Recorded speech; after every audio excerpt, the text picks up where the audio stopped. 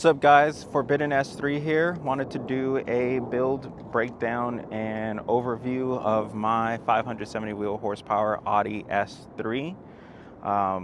Tuned by Galano Engineering on full 85, running his ProFlex ECU and TCU software. I haven't really done a build breakdown in a while of this car since I bought it, but I will kind of go ahead and give a little bit of a rundown on it. It is on a Arashi 3076R, which does pretty well in making power for these cars stock, I believe. That's why I went with it and kind of showed the world what it could do if people ran it. It's on a 5-inch Pro Dry AFE filter paired with the 3-inch stock hose that Arashi provides free in their kit.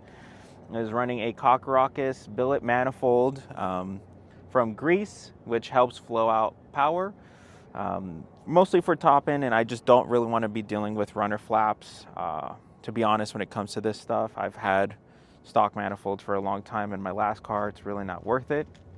I have 5-bar sensors on both sides from IE, the IE Flex sensor as well to read the ethanol. It is on stock fuel lines, so I don't have any fancy AN lines. Honestly, just not needed unless you're trying to make over 700 wheel horsepower, or you just prefer the looks of what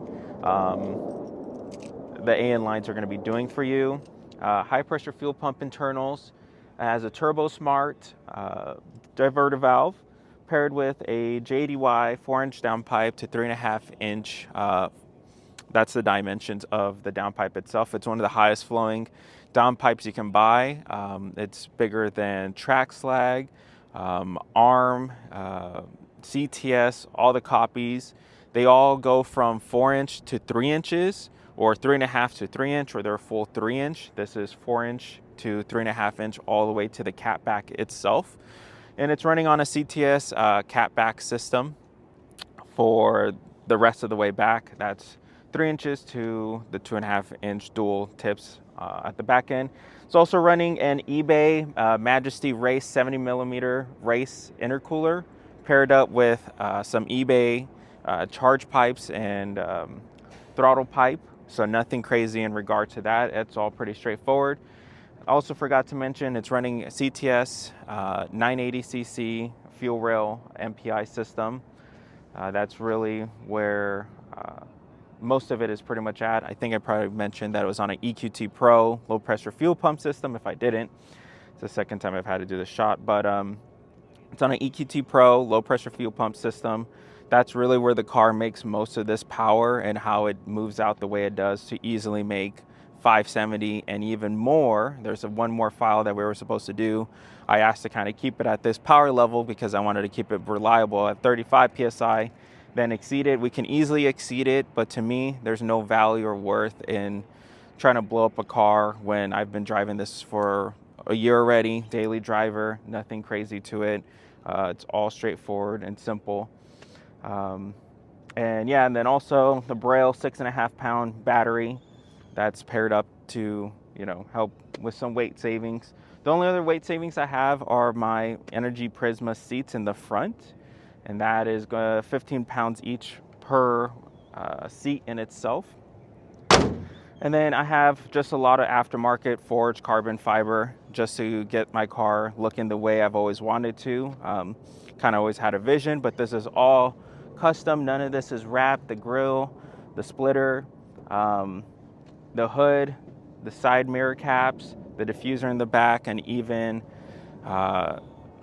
the spoiler as well are all forged carbon. It's on Apex VS5RS 19-inch wheels. They're on Potenza Race tires.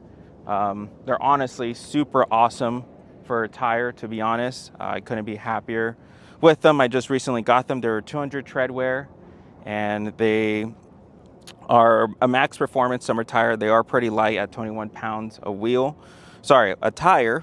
The wheels are 19 pounds right on the dot. So that paired with that is around 41 pounds altogether, which is lighter than my Hypergrams that I was using before. Max summer performance tires are pretty pricey. They're $464 a tire, but they are being discontinued, I think, just due to all the tariffs and the trade wars going on. But really, this is it. This is the whole car in itself.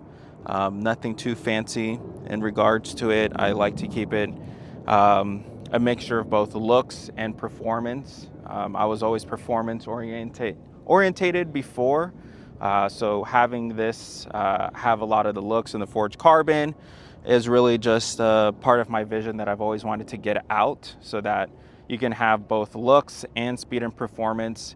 I feel like everyone just kind of goes with the 15-inch giant wheel setup and puts really oversized tires and tries to make this really more of a race car than it is a daily. This has always been a street daily performance build. It's never been a track or a race car build.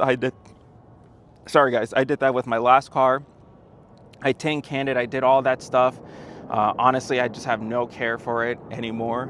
This is just, like I said, a combination of looks and performance, and showing that you can have a lot of car if you keep things in moderation. But not everyone thinks the same way. Not everyone has the same mindset and or wants the goals, or thinks that you have to only make it an ugly duckling race car. In reality, you can have a lot more if you know how to play your cards right. I've been doing this for about 6 years, so I definitely know and have a better understanding than most when it comes to being able to piece together a car and still get a lot of things in regards to it.